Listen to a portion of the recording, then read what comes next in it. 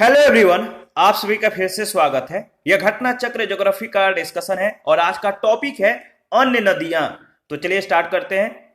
देखिए, सतलज नदी का उद्गम तिब्बत में कैलाश पर्वत एवं मानसरोवर झील के निकट स्थित राकसताल या राक्षसताल झील है।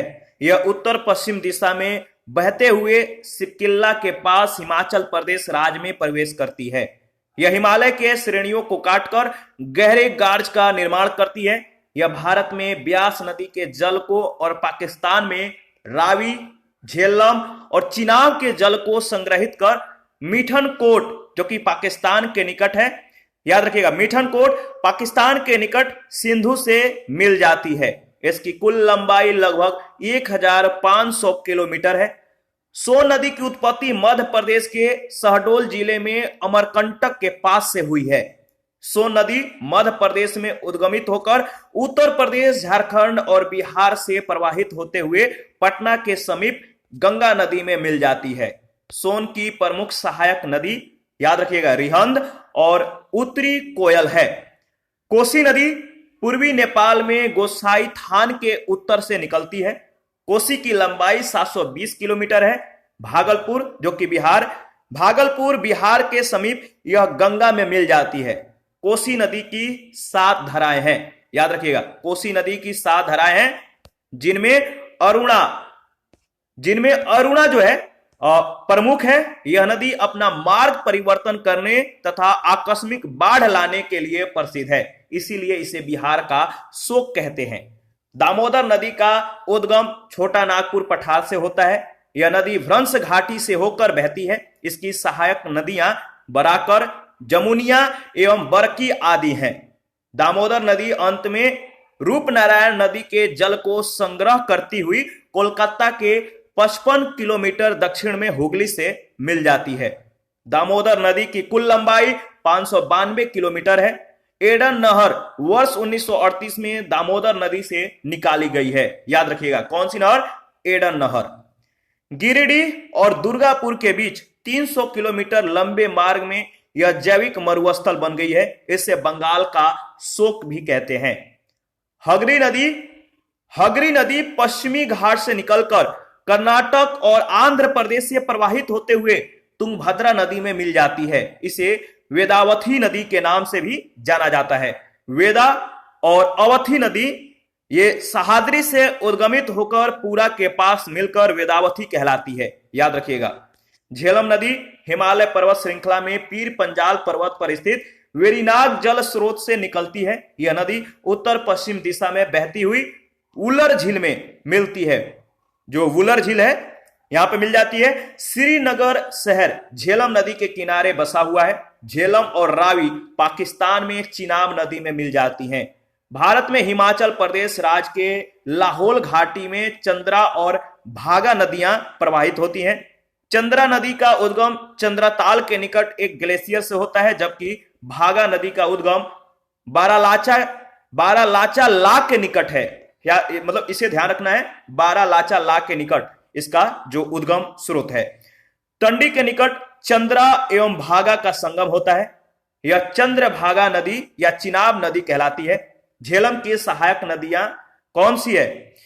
देखिए, झेलम की जो सहायक नदी है वह किशन गंगा, जिसे पाकिस्तान में नीलम कहा जाता है। लूनी नदी अजमेर के दक्षिण पश्चिम में अरावली श्रेणी से निकलती है। 320 किलोमीटर तक प्रवाहित होने के पश्चात यह कच्छ के रण के दलदली क्षेत्र में विलुप्त हो जाती है। इसका संपर्क समुद्र से नहीं हो पाता है। सियोक नदी, याद रखिएगा, सियोक नदी को काराकोरम क्षेत्र में मृत्यु की नदी यानी रिवर ऑफ डेथ के नाम से जाना जाता है। ऐसे साक्ष्य हैं कि प्राचीन काल में मध्य एशिया के यारकंड से लद्दाख के बीच व्यापार इसी नदी से होता था। किसके बीच? यारकंड और लद्दाख के बीच। जास्कर नदी जास्कर श्रेणी में गहरे गार्ज का निर्माण करते हुए कठोर चट्टानी भागों से होकर बहती है। यह पहले उत्तर फिर पूर्व की ओर बहते हुए अंततः नेमू में सिंधु नदी से मिल जाती है। इसकी उत्पत्ति जो है हिमाचल प्रदेश और लद्दाख के सीमा पर सरचू के उच्च अक्षांशीय पठारी भाग से होती है। जास्कर नदी की कुल लंबाई 150 किलोमीटर है। स्पीति नदी लगभग 4,551 मीटर ऊंचे कुंजुम दरे से निकलती है। किस दरे से? कुंजुम दरे। 60 मील बहने के पश्चात यह हिमाचल प्रदेश के किन्नौर जिले में नामगिया गांव के पास, याद रखिएगा, नामगिया गांव के पास सतलज नदी में मिल जाती है। काली नदी पश्चिमी घाट पर्वतीय क्षेत्र में स्थित उत्तर कन्नड़ जिले के डिग्गी गांव से उद्गमित होकर चाप के आकार में पश्चिम की ओर प्रवाहित होकर अरब सागर में मिल जाती है। इस नदी की कुल लंबाई 184 किलोमीटर है। संकोश नदी उत्तरी भूटान से उद्गमित होकर असम और पश्चिम बंगाल के बीच सीमा बनाती हुई असम बांग्लादेश सीमा के निकट ब्रह्मपुत्र नदी में मिल जाती है। माही नदी मध्य प्रदेश से उद्गमित होकर खांडू के निकट राजस्थान के बांसवाड़ा जिले में प्रवेश करती है। यह नदी जो है नरबाली तक बहने के पश्चात दक्षिण पश्चिम दिशा की ओर गुजरात से प्रवाहित होते हुई खंभात के खाड़ी में गिरती है। मीठी नदी मुंबई स्थित विहार झील के अधिप्रवाह से उद्गमित होती है। 2 किलोमीटर के प्रवाह के बाद इसमें पोवई झील का पानी भी अधिप्रवाह के चलते मिल जाता है और यह कुल 18 किलोमीटर की दूरी तय कर माहिम खाड़ी के पास अरब सागर में मिल जाती है। तेल नदी महानदी की एक प्रमुख सहायक नदी है। कपिली या कोपिली नदी ब्रह्मपुत्र नदी की सहायक नदी है। कामरूप नगर इसी नदी पर जो है अवस्थित है। ध्यान रखिएगा, यहां पे नदियां और उसके उद्गम स्रोत और संगम दिया गया है। सिंधु नदी का जो उद्गम है कहां से होता है? तो तिब्बत मानसरोवर झील के निकट से और संगम है अरब सागर। झेलम जो है कहां से उद्गम होता है? इसका उद्गम स्रोत है झेलम का वेरीनाग जम्मू और कश्मीर। संगम चिनाब नदी पाकिस्तान। चिनाब बारालाचा दरा के निकट हिमाचल प्रदेश इसका उद्गम स्रोत है और संगम सतलज नदी पाकिस्तान में। रावी का रोहतांग दरे के निकट हिमाचल प्रदेश से इसका उद्गम होता है और संगम है चिनाब नदी पाकिस्तान। ब्यास कुंड रोहतांग दरा हिमाचल प्रदेश से इसका उद्गम होता है, यानी उद्गम स्रोत याद रखिएगा, बहुत ज्यादा इंपॉर्टेंट होता है। और इसका संगम है सतलज नदी भारत। सतलज का उद्गम स्रोत है राकसताल तिब्बत और संगम है सिंधु नदी। लूनी का अरावली श्रेणी से और संगम कच्छ का रण में। माही का जो है कहां पर? इसका उद्गम स्रोत कहां पे है? मध्य प्रदेश में और इसका संगम खंभात के खाड़ी। इसके बाद कुछ नदियां हैं जिसकी सहायक नदियां दी गई हैं, जैसे सिंधु की सहायक नदियां हैं झेलम, चिनाब, रावी, ब्यास, सतलज, जास्कर, श्योक, नुब्रा, गिलगिट, हुंजा, काबुल आदि। झेलम का किशनगंगा और सतलज का सहायक नदी है स्पीति। ध्यान रखिएगा, पहला प्रश्न पूछा गया है, भारत में चंद्रा और भागा नदियां किस क्षेत्र में बहती है? भारत में चंद्रा और भागा नदियां किस क्षेत्र में बहती है? इसका सही जवाब दीजिए। इसका सही जवाब है, बताइए, लाहौल, सी ऑप्शन। चंद्रा और भागा नदियां किस क्षेत्र में बहती है? तो लाहौल में। सी ऑप्शन इसका बिल्कुल सही ऑप्शन है और इसके बारे में डिस्कस कर लेते हैं। भारत में हिमाचल प्रदेश राज्य के लाहौल घाटी में चंद्रा और भागा नदियां प्रवाहित होती हैं। चंद्रा नदी का उद्गम चंद्रा ताल के निकट एक ग्लेशियर से होता है, जबकि भागा नदी का उद्गम बारालाचा लाग के निकट है। टंडी के निकट चंद्रा और भागा का संगम होता है और यह चंद्रभागा नदी या चिनाब नदी जो है कहलाती है। प्रश्न संख्या सेकंड है, भारत की निम्नलिखित नदियों में से कौन हिमालय की सभी श्रेणियों को काटती है? भारत की निम्नलिखित नदियों में से कौन हिमालय की सभी श्रेणियों को काटती है? याद रखिएगा, सतलज नदी। सतलज नदी हिमालय के श्रेणियों को काटकर गहरे गार्ज का निर्माण करती है। यह नदी हिमालय पार यानी ट्रांस हिमालय नदी है। प्रश्न संख्या थर्ड है, निम्नलिखित में से कौन सी एक नदी हिमालय पार यानी ट्रांस हिमालय नदी है? तो आपको मालूम है ट्रांस हिमालय जो नदी है वह है आपका सतलज नदी। प्रश्न संख्या 4 है, दूधगंगा नदी निम्न में से किस में अवस्थित है? दूधगंगा नदी निम्न में से किस में अवस्थित है? तो देखिए, जम्मू कश्मीर और उत्तराखंड। दूधगंगा नामक नदियां जम्मू और कश्मीर के अतिरिक्त उत्तराखंड और महाराष्ट्र में भी प्रवाहित होती है, याद रखिएगा। और प्रश्न संख्या 5 है, निम्नलिखित में से कौन सी नदियां बंगाल की खाड़ी में गिरती है? कौन सी नदियां बंगाल की खाड़ी में गिरती है? याद रखिएगा। देखिए इसका सही ऑप्शन होगा डी ऑप्शन, यानी गंगा, ब्रह्मपुत्र और गोदावरी, महानदी कृष्णा और कावेरी, ये नदियां बंगाल के खाड़ी में गिरती हैं। ठीक है, आगे बढ़ते हैं। देखिए गंगा, ब्रह्मपुत्र, गोदावरी, महानदी कृष्णा, कावेरी, पेन्नार, स्वर्णरेखा, ब्राह्मणी बंगाल के खाड़ी में गिरने वाली प्रमुख नदियां हैं। प्रश्न संख्या 6, निम्नलिखित में से कौन एक कृष्णा नदी की सहायक नदी नहीं है? कौन एक कृष्णा नदी की सहायक नदी नहीं है? याद रखिएगा तेल, यानी सी ऑप्शन। तेल नदी कृष्णा नदी की सहायक नदी नहीं है। कृष्णा की प्रमुख सहायक नदियां कोयना, यरला, डीना, वर्णा, पंचगंगा, घाटप्रभा, भीमा तथा तुंगभद्रा है। तेल नदी महानदी की एक प्रमुख सहायक नदी है। प्रश्न संख्या 7 है, हगरी सहायक नदी है। हगरी सहायक नदी है तुंगभद्रा की, डी ऑप्शन। हगरी नदी पश्चिमी घाट से निकलकर कर्नाटक और आंध्र प्रदेश से प्रवाहित होकर तुंगभद्रा नदी में मिल जाती है। प्रश्न संख्या 8 है, निम्नलिखित नदियों पर ध्यान दीजिए या विचार कीजिए। इन नदियों का उत्तर दक्षिण दिशा के आधार पर क्रम स्थापन करने पर सही अनुक्रम होगा। कौन सा सही अनुक्रम होगा आपको बताना है। तो देखिए इसका सही अनुक्रम होगा किशनगंगा, गंगा, वेनगंगा और पेनगंगा, यानी ए ऑप्शन में इसका जो क्रम दिया गया है बिल्कुल सही है। किशनगंगा, दूसरे स्थान पे गंगा नदी, वेनगंगा और पेनगंगा। प्रश्न संख्या 9 है, हिमाचल प्रदेश से होकर बहने वाली नदियां कौन सी है? हिमाचल प्रदेश से होकर बहने वाली नदियां कौन सी है? याद रखिएगा ब्यास, चेनाब, रावी, सतलज और यमुना। ब्यास, चेनाब, रावी, सतलज और यमुना हिमाचल प्रदेश से होकर बहने वाली प्रमुख नदियां हैं। प्रश्न संख्या 10 में फिगर दिया गया है। देखिए 1, 2, 3 और 4 जो अंकित नंबर है, नदियां क्रमशः हैं 1, 2, 3 और 4। बताना है, क्या बताना है आपको कि ये नदियां जो 1, 2, 3, 4 से अंकित हैं कौन कौन सी नदियां हैं। तो देखिए इसका सही जवाब होगा गंडक, गंगा, देखिए गंडक, ठीक है, इसके बाद गंगा, फिर ये जो है आपका गोमती और घाघरा। तो आपका सी ऑप्शन बिल्कुल सही है, गंडक, गंगा, गोमती और घाघरा। 1, 2, 3, 4 से जो अंकित नदियां हैं गंडक, गंगा, गोमती और घाघरा नदी है। 11 नंबर में सूची 1 सूची 2 के साथ आपको मिलान करना है। एक तरफ दोआब और दूसरी तरफ नदियां दिया गया है। तो बताइए इसका सही मिलान कौन सा होगा। तो चलिए मिलान करते हैं।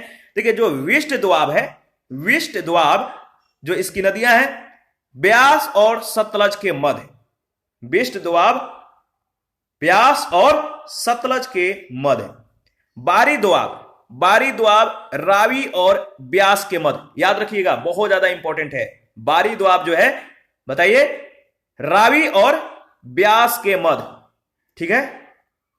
रचना दोआब, रचना दोआब का जो संबंध है रावी और चिनाब के मध्य, रावी और चिनाब के मध्य। और चाज दोआब जो है चिनाब तथा झेलम के मध्य, यानी इसका सही ऑप्शन होगा ए ऑप्शन। तो चलिए दोबारा से रिवीजन कर लेते हैं। विष दोआब जो है ब्यास और सतलज के मध्य, बारी दोआब रावी और ब्यास के मध्य, रचना दोआब रावी और चिनाब के मध्य और चाज दोआब चिनाब तथा झेलम के मध्य। आगे बढ़ते हैं और प्रश्न संख्या है 12। निम्न नहरों में से किसे दामोदर नदी से निकाला गया है? निम्न नहरों में से किसे दामोदर नदी से निकाला गया है? वह आपका एडर नहर। एडर नहर 1938 में दामोदर नदी से निकाली गई थी। यह 65 किलोमीटर लंबी और लगभग 10,000 हेक्टेयर भूमि को जो है सिंचित है। 13 नंबर है, भारत की निम्नलिखित नदियों में से कौन सी दामोदर नदी की सहायक नहीं है? बताइए भारत की निम्नलिखित नदियों में से कौन सी दामोदर नदी की सहायक नदी नहीं है? इसका सही जवाब क्या होगा बताइए। तो देखिए इंद्रावती, दामोदर नदी हुगली की सहायक नदी है। दामोदर नदी का उद्भव छोटा नागपुर पठार से होता है। यह झारखंड और पश्चिम बंगाल में बहती है। इसकी सहायक नदियां बरकी, जमुनिया और बराकर है। दामोदर नदी पर ही दामोदर घाटी निगम जो है आधारित है। इंद्रावती नदी गोदावरी की सहायक नदी है जो उड़ीसा, महाराष्ट्र और छत्तीसगढ़ में बहते हुए गोदावरी से मिलती है। 14 नंबर है दामोदर जिसकी सहायक नदी है वह है। दामोदर किसकी सहायक नदी है? तो याद रखिएगा हुगली की। 15 नंबर है दामोदर नदी निकलती है। दामोदर नदी निकलती है कहां से? दामोदर नदी छोटा नागपुर के पठार से निकलती है, इस बात को ध्यान रखना है आपको। प्रश्न संख्या 16 है राजरप्पा किन नदियों के संगम पर अवस्थित है?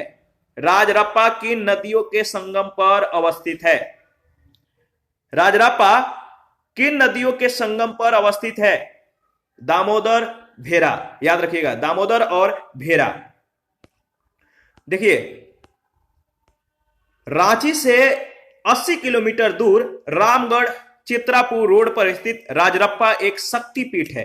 राजरप्पा दामोदर और भैरवी या भेरा नदियों के संगम पर अवस्थित है। यहां स्थित छिन्नमस्तिका मंदिर एक बहुत प्रसिद्ध और हिंदू तीर्थ स्थल का एक प्रमुख स्थान है। छिन्नमस्तिका यह मंदिर बहुत पुराना है और इसका वास्तुशिल्प डिजाइन जो है तांत्रिक महत्व के अन्य मंदिरों के समान है। 17 नंबर है पूर्व की ओर बहने वाली भारत की निम्नलिखित नदियों में से किस एक में निम्नावलन के कारण विभ्रंश घाटी है? रिफ्ट वैली है। पूर्व की ओर बहने वाली भारत की निम्नलिखित नदियों में से किस एक में डाउन वार्पिंग के कारण रिफ्ट वैली है, विभ्रंश घाटी है? वह आपका दामोदर। निम्नावलन के कारण विभ्रंश घाटी यानी रिफ्ट वैली के निर्माण का संबंध दामोदर घाटी से है। 18 नंबर है निम्न नदियों में से कौन सर्वाधिक प्रदूषित है? निम्न नदियों में से कौन सर्वाधिक प्रदूषित है? याद रखिएगा दामोदर नदी। सही विकल्प है सी ऑप्शन। उपयुक्त में से सर्वाधिक जो प्रदूषित नदी है वह है आपका दामोदर नदी। प्रश्न संख्या 19 है निम्नलिखित में से किस नदी के ऊपरी मार्ग में मीठा जल का परंतु निचले भाग में खारे जल का प्रवाह मिलता है? किस नदी के ऊपरी मार्ग में मीठा जल का परंतु निचले भाग में खारे जल का प्रवाह मिलता है? सही जवाब है लूनी नदी, बी ऑप्शन। राजस्थान की लूनी नदी का उद्गम अजमेर के निकट अरावली श्रृंखला में स्थित नागा पहाड़ी से होता है। प्रारंभ में इसे सागरमती के नाम से जो है जाना जाता है, सागरमती। और यह पुष्कर झील से निकलने वाली इसकी सहायक नदी सरस्वती के इसमें मिलने के बाद यह लूनी नदी कहलाती है। अपने प्रवाह मार्ग के ऊपरी भाग में लगभग 100 किलोमीटर तक इसमें मीठा जल पाया जाता है, परंतु बाड़मेर के बलोत्रा में पहुंचकर इसका जल लवणीय या खारा हो जाता है, जो कि यहां इसके प्रवाह मार्ग की सतह के लवण समृद्ध होने के कारण होता है। यह नदी दक्षिण पश्चिम दिशा में बहती हुई कच्छ के रण में विलीन हो जाती है। इस प्रकार यह एक भूमि बंधित नदी है। जल के खारेपन के कारण इसका नाम जो है लूनी, राजस्थान में इसे लूनी कहा जाता है। तो जल के खारेपन के कारण इसका नाम लूनी पड़ा है और यह नाम संस्कृत शब्द लवणावती यानी साल्ट रिवर से व्युत्पन्न है, लवणावती। 20 नंबर है निम्नलिखित में से कौन भूमि बंधित नदी है? तो आपको मालूम है भूमि बंधित जो नदी है नाम है लूनी नदी, सी ऑप्शन। और 21 नंबर लूनी नदी के संदर्भ में निम्नलिखित कथनों में से कौन सा एक सही है? लूनी नदी के संदर्भ में 4 कथन है। पहला, यह बहकर खंभात के खाड़ी में जा मिलती है, बिल्कुल सही नहीं है। कौन सा एक सही है लूनी नदी के संदर्भ में? तो देखिए इसमें बी ऑप्शन दिया गया है कि यह बहकर कच्छ के खाड़ी में जा मिलती है। यह पाकिस्तान में से बहते हुए सिंध की एक सहायक नदी से विलीन हो जाती है। और डी आपका बिल्कुल सही है, यह कच्छ की रण की दलदली भूमि में लुप्त हो जाती है। लूनी नदी जो है कच्छ की रण के दलदली भूमि जो है लुप्त हो जाती है, ध्यान रखिएगा। प्रश्न संख्या 22 है अंतःस्थलीय अपवहन नदी का उदाहरण है। अंतःस्थलीय अपवहन नदी का जो उदाहरण है वह है आपका घग्घर नदी। 23 नंबर है 2008 में बिहार की कौन सी नदी ने अपना मार्ग परिवर्तित किया और आपदा की स्थिति उत्पन्न की?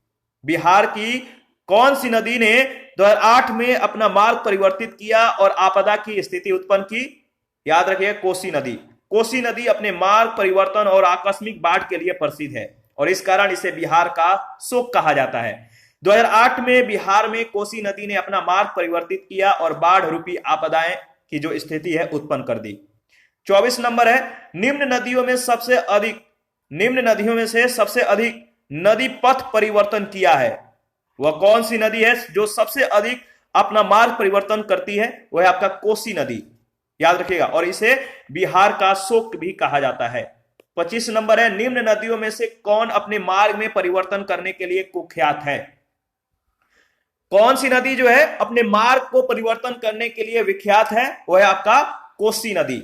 बी ऑप्शन आपका बिल्कुल सही है। आगे बढ़ते हैं, प्रश्न संख्या 26 है, खारी नदी जिस अपवाह तंत्र का अंग है वह है? खारी नदी जिस अपवाह तंत्र का अंग है वह है बंगाल की खाड़ी। खारी नदी चंबल की सहायक नदी है, चंबल यमुना की सहायक नदी है और यमुना गंगा की सहायक नदी है जो कि बंगाल के खाड़ी में गिरती है। और इस प्रकार ये सभी नदियां बंगाल के खाड़ी अपवाह तंत्र का अंग है। 27 नंबर है, निम्नलिखित में से कौन सी नदी का स्रोत हिमनदों में नहीं है? कौन सी नदी का जो स्रोत है हिमनदों में नहीं है? याद रखिएगा, कोसी नदी। कोसी नदी का स्रोत हिमनदों में नहीं है। यह पूर्वी नेपाल में गोसाई थान से निकलती है। कहां से? गोसाई थान से। 28 नंबर है, त्रिवेणी नहर में किस नदी से पानी आता है? बहुत इंपॉर्टेंट है, त्रिवेणी नहर में किस नदी से पानी आता है? याद रखिएगा, गंडक नदी से। त्रिवेणी नहर में गंडक नदी से जो है पानी आता है। यह पश्चिमी चंपारण जिले में स्थित है। 29 नंबर है, त्रिवेणी नहर किस नदी पर निर्मित है? त्रिवेणी नहर किस नदी पर निर्मित है? तो आपको मालूम है, त्रिवेणी नहर गंडक नदी पर निर्मित है। 30 नंबर है, भारत में उत्तर से दक्षिण की ओर जाते हुए नीचे दी गई नदियों का निम्नलिखित में से सही अनुक्रम कौन सा है? भारत में उत्तर से दक्षिण की ओर जाते हुए नीचे दी गई नदियों का निम्नलिखित में से सही अनुक्रम कौन सा है? याद रखिएगा, श्योक, जास्कर, स्पीति, सतलज। जो सही अनुक्रम होगा बी ऑप्शन, श्योक, जास्कर, स्पीति और सतलज। देखिए, उपयुक्त नदियों का उत्तर से दक्षिण की ओर जो सही क्रम है श्योक, जास्कर, स्पीति और सतलज है। 31 है, संथाल परगना में लगने वाला दुमका का हिजला मेला किस नदी के तट पर आयोजित किया जाता है? संथाल परगना में लगने वाला दुमका का हिजला मेला किस नदी के तट पर आयोजित किया जाता है? तो याद रखिएगा, मयूराक्षी। सी ऑप्शन आपका बिल्कुल सही है। संथाल परगना में दुमका के हिजला नामक स्थान पर जनजातीय मेला लगता है। हिजला मयूराक्षी नदी के तट पर अवस्थित है। 32 नंबर है, दो राज्यों में पहली बार दो नदियों को जोड़ने की परियोजना के संबंध में समझौते के स्मृति पत्र पर, ठीक है, मैं फिर से इसको रिपीट कर देता हूं, दो राज्यों में पहली बार दो नदियों को जोड़ने की परियोजना के संबंध में समझौते के स्मृति पत्र पर हस्ताक्षर किए गए हैं। राज्यों और नदियों के जो नाम है आपको बताना है, एक तरफ राज्य और दूसरी तरफ नदियां दी गई है। तो देखिए, इसका सही जवाब होगा बी ऑप्शन, उत्तर प्रदेश एवं मध्य प्रदेश। इससे संबंधित जो नदियां हैं केन और बेतवा। केन बेतवा लिंक परियोजना, इस पर जो है मध्य प्रदेश के तत्कालीन मुख्यमंत्री बाबूलाल गौर और उत्तर प्रदेश के तत्कालीन मुख्यमंत्री मुलायम सिंह यादव और केंद्र सरकार के तत्कालीन जल संसाधन मंत्री प्रियरंजन दास मुंशी के मध्य 25 अगस्त 2005 को समझौता ज्ञापन पे हस्ताक्षर किए गए थे। 33 नंबर है, उत्तर प्रदेश और मध्य प्रदेश राज्यों में संयुक्त राजघाट नदी घाटी परियोजना लागू की गई है। उत्तर प्रदेश और मध्य प्रदेश राज्यों में संयुक्त रूप से राजघाट नदी घाटी परियोजना लागू की गई है। किस नदी पर? याद रखिएगा, बेतवा नदी पर। D option. राजघाट नदी घाटी परियोजना उत्तर प्रदेश और मध्य प्रदेश में, बताइए किस राज्य में? उत्तर प्रदेश और मध्य प्रदेश में संयुक्त रूप से स्थापित परियोजना है। यह परियोजना उत्तर प्रदेश के ललितपुर जिले से 22 किलोमीटर दूर बेतवा नदी पर स्थित है। 34 नंबर है, निम्नलिखित बांधों में से कौन बेतवा नदी पर बनाया गया है? निम्नलिखित बांधों में से कौन बेतवा नदी पर बनाया गया है? बेतवा नदी पर जो बांध बनाया गया है वह बांध है राजघाट बांध। डी ऑप्शन, ध्यान रखिएगा। आगे बढ़ते हैं, प्रश्न संख्या 35 है, निम्नलिखित युग्मों पर विचार कीजिए। एक तरफ सहायक नदी और दूसरे तरफ मुख्य नदी दिया गया है। तो बताइए विचार कर कि उपयुक्त युग्मों में से कौन सा सुमेलित है? कौन सा सही सुमेलित है आपको बताना है। इसका सही जवाब क्या होगा? देखिए, इसका सही जवाब होगा मानस का जो संबंध दिया गया ब्रह्मपुत्र, यानी केवल तीसरा डी ऑप्शन आपका बिल्कुल सही है। इसके बारे में हम लोग डिस्कस करेंगे। चंबल नदी महू मध्य प्रदेश के निकट जनापांव पहाड़ी से निकलकर इटावा के समीप यमुना नदी में विलीन होती है। सो नदी रामनगर यानी दानापुर में गंगा में मिलती है और स्पष्ट है कि पहला और दूसरा सुमेलित नहीं है। मानस नदी ब्रह्मपुत्र की सहायक नदी है। 36 नंबर है, कथन ए कह रहा है कि काली नदी भारत के दक्षिणी भाग में पूर्व की ओर बहने वाली नदी है। कारण आर, दक्कन पठार अपने पश्चिमी किनारे पर ऊंचता पर है और पूर्व में बंगाल के खाड़ी के दिशा में उसकी मंद प्रवणता है। बताइए इन दोनों में से कौन सत्य है और कौन गलत है। तो देखिए इसमें जो है आपका ए गलत है परंतु आर सही है। कैसे, इसके बारे में डिस्कस कर लेते हैं। काली नदी यानी काली रिवर पश्चिमी घाट पर्वतीय क्षेत्र में स्थित उत्तर कन्नड़ जिले यानी कर्नाटक के डिग्गी गांव से उद्गमित होकर चाप के आकार में पश्चिम की ओर प्रवाहित होकर अरब सागर में मिल जाती है और इस नदी की कुल लंबाई 184 किलोमीटर है। पहला कथन गलत हो जाता है। करवार एवं कैगा इसी नदी के किनारे स्थित है और इस नदी में मैग्नीज अयस्क के घुले होने के कारण यह प्रदूषित है।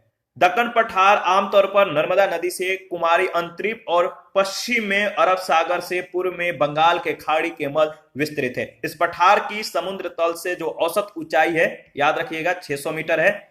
अरब सागर तट के समानांतर पश्चिमी घाट उच्च पर्वतीय विस्तृत क्षेत्र है और पूर्व की ओर ढाल की प्रवणता जो है मंद होती जाती है। पश्चिम घाट से पूर्व की ओर निकलने वाली सभी बड़ी नदियां ढाल का अनुसरण करते हुए बंगाल के खाड़ी में डेल्टा बनाती हैं, इसीलिए कारण आर सही है। ठीक है। 37 नंबर है, भारत की किस नदी पर विश्व का सबसे ऊंचा पुल बनाया जा रहा है। भारत के किस नदी पर विश्व का सबसे ऊंचा पुल बनाया जा रहा है। इसका सही जवाब होगा चिनाब नदी पर। प्रश्न काल के अनुसार भारत की चिनाब नदी पर विश्व का सबसे बड़ा या सबसे ऊंचा पुल बनाया जा रहा है। सबसे ऊंचा पुल ध्यान रखिएगा। 38 नंबर है, महात्मा गांधी सेतु स्थित है। महात्मा गांधी सेतु पुल जो स्थित है कहां पर स्थित है, बिहार में। महात्मा गांधी सेतु बिहार में पटना से हाजीपुर को जोड़ने के लिए गंगा नदी पर 5.575 किलोमीटर लंबा निर्मित नदी पुल है। इसे औपचारिक रूप से मार्च 1982 में खोला गया था। 39 है, निम्नलिखित में से किस नदी का उद्गम स्थल भारत में नहीं है। निम्नलिखित में से किस नदी का उद्गम स्थल भारत में नहीं है, याद रखिएगा सतलज, डी ऑप्शन। सतलज नदी का उद्गम स्थल तिब्बत में कैलाश पर्वत और मानसरोवर झील के निकट स्थित राकसताल झील है। यह पश्चिम और दक्षिण पश्चिम में प्रवाहित होते हुए सिपकिल्ला हिमाचल प्रदेश से भारत में प्रवेश करती है। 40 नंबर है, कपिली जिसकी सहायक नदी है वह है। कपिली जिसकी सहायक नदी है वह है आपका ब्रह्मपुत्र, याद रखिएगा। कपिली या कोपली जो नदी है ब्रह्मपुत्र नदी की सहायक है। कामरूप नगर इसी नदी पर अवस्थित है। 41 में सूची 1 सूची 2 के साथ आपको मिलान करना है, तो चलिए मिलान करते हैं। देखिए गंगा, गंगा का जो सहायक नदी है वो है सोन। गोदावरी का जो सहायक नदी है वो है आपका मंजरा। कृष्णा का भीमा और यमुना का केन। तो चलिए मिलान करते हैं और दोबारा से रिवीजन करते हैं। इसका सही जवाब होगा डी ऑप्शन। और यहां पे जो है हम लोग फिर से एक बार रिवीजन करेंगे। गंगा का सहायक नदी है सोन, गोदावरी का मंजरा, कृष्णा का भीमा और यमुना का केन। 42 नंबर सूची 1 सूची 2 के साथ आपको मिलान करना है। सूची 1 इसमें नदियां और सूची 2 में उसकी सहायक नदियां का नाम दिया गया है, तो मिलान कीजिए। इसका सही जवाब क्या होगा। कृष्णा की जो सहायक नदी है वो है आपका, बताइए, कृष्णा की सहायक नदी है आपका भीमा। ब्रह्मपुत्र का तीस्ता, गोदावरी का बताइए इंद्रावती और यमुना का चंबल। तो सही ऑप्शन होगा ए ऑप्शन। दोबारा से यहां पे रिवीजन कर लेते हैं। कृष्णा की सहायक नदी है भीमा, ब्रह्मपुत्र का तीस्ता, गोदावरी का इंद्रावती, यमुना का चंबल। आगे बढ़ते हैं। और 43 है, निम्नलिखित में से कौन सा जोड़ा सही है। कौन सा जोड़ा सही है, तो सही विकल्प होगा सी ऑप्शन। लूनी का संबंध राजस्थान से दिया गया, बिल्कुल सही है। लूनी नदी राजस्थान में अजमेर के दक्षिण पश्चिम में अरावली श्रेणी से निकलती है। 320 किलोमीटर तक प्रवाहित होने के पश्चात यह कच्छ के रण के दलदली क्षेत्र में विलुप्त हो जाती है। इसका समुद्र से संपर्क नहीं हो पाता है। इंद्रावती नदी प्रमुख रूप से छत्तीसगढ़ के दंतेवाड़ा और बस्तर जिले में प्रवाहित होती है। भीमा नदी दक्षिण भारत की प्रमुख नदी है। यह नदी दक्षिण भारत के महाराष्ट्र, कर्नाटक, तेलंगाना, जबकि घाटप्रभा नदी महाराष्ट्र और कर्नाटक राज्यों में प्रवाहित होती है। 44 है, निम्नलिखित नदियों में से कौन अध्यारोपित नदी का उदाहरण है? निम्नलिखित नदियों में से कौन अध्यारोपित नदी का उदाहरण है? याद रखिएगा, चंबल नदी। पूर्ववर्ती नदियों के समान ही पूर्वारोपित या अध्यारोपित नदी अपने प्रवाह स्थल की संरचना के साथ समायोजित नहीं होती है। वह स्थल खंड के ढाल का अनुसरण नहीं करती है। भारत में चंबल और सो नदियां जो है इसका अच्छा उदाहरण है। 45 है, संकोच नदी किसकी सीमा बनाती है? संकोच नदी किसकी सीमा बनाती है? याद रखिएगा, असम एवं पश्चिम बंगाल के बीच। संकोच नदी असम और पश्चिम बंगाल के मध्य जो है सीमा बनाती है। 46 है, निम्न में से कौन सी नदी मध्य प्रदेश से निकलती है? निम्न में से कौन सी नदी मध्य प्रदेश से निकलती है और खंभात के खाड़ी में गिरती है? निम्न में से कौन सी नदी मध्य प्रदेश से निकलती है और खंभात के खाड़ी में गिरती है? वह है आपका माही नदी, सी ऑप्शन। माही नदी दक्षिण पश्चिम दिशा की ओर गुजरात से प्रवाहित होती हुई खंभात के खाड़ी में गिरती है। और 47 है, किशन गंगा एक सहायक नदी है। किशन गंगा एक सहायक नदी है, किसकी आपको बताना है। किशन गंगा जो है झेलम की सहायक नदी है। ठीक है, याद रखिएगा। और इसके बारे में देख लेते हैं, सी ऑप्शन दिया गया है, सी ऑप्शन बिल्कुल सही है। किशन गंगा झेलम नदी की प्रमुख सहायक नदी है। 48 है, मुंबई की मीठी नदी निम्नलिखित में से किस झील से निकलती है? मुंबई की मीठी नदी निम्नलिखित में से किस झील से निकलती है? तो याद रखिएगा, विहार झील। मीठी नदी जो है मुंबई स्थित विहार झील के अधिप्रवाह से उद्गमित होती है। 49 है, सूची 1 सूची 2 के साथ आपको मिलान करना है। एक तरफ उद्गम क्षेत्र और दूसरे तरफ नदी दिया गया है। तो चलिए मिलान करते हैं। इसका सही जवाब क्या होगा आप बताइए। देखिए, ब्रह्मगिरी पहाड़ी का जो संबंध है वो है आपका कावेरी नदी से। इसके बाद वेरीनाग सोता या वेरीनाग झील या झरना, इसका जो संबंध है वो है आपका झेलम से। महाबलेश्वर का कृष्णा और छोटा नागपुर का पठार जो है इसका जो संबंध है सुवर्ण रेखा से। सही विकल्प है बी ऑप्शन। देखिए दोबारा से रिवीजन कर लेते हैं। ब्रह्मगिरी पहाड़ी कावेरी, वेरीनाग सोता या झरना झेलम, महाबलेश्वर कृष्णा, छोटा नागपुर का पठार सुवर्ण रेखा। प्रश्न संख्या 50 है, निम्नलिखित नदियों में से कौन सा अपने भ्रंश घाटी प्रवाह के लिए प्रसिद्ध है?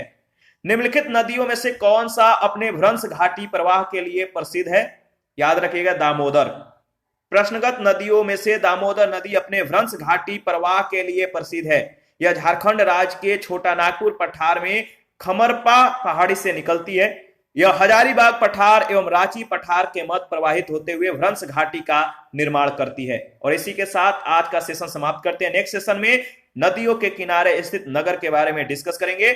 आप अपना प्रतिक्रिया जरूर दीजिए। आपके प्रतिक्रियाओं का हमें बेसब्री से इंतजार रहता है। और जिन लोगों ने Telegram channel, Telegram quiz group, Facebook page, Instagram को ज्वाइन नहीं किया है तो वीडियो के डिस्क्रिप्शन बॉक्स में उसका लिंक है, आप ज्वाइन कर लें। देखिए यहां पे हम लोग जो भी डिस्कस करते हैं क्विज ग्रुप में हम लोग उसका रिवीजन करते हैं। तो आप लोग प्लीज क्विज का लिंक है, जो टेलीग्राम क्विज है, इसको ज्वाइन कीजिए। यहाँ पे जो भी डिस्कस होता है वहां पे हम लोग प्रैक्टिस करते हैं, आपके लिए बहुत फायदेमंद है। तो थैंक यू, मिलते हैं नेक्स्ट सेशन में।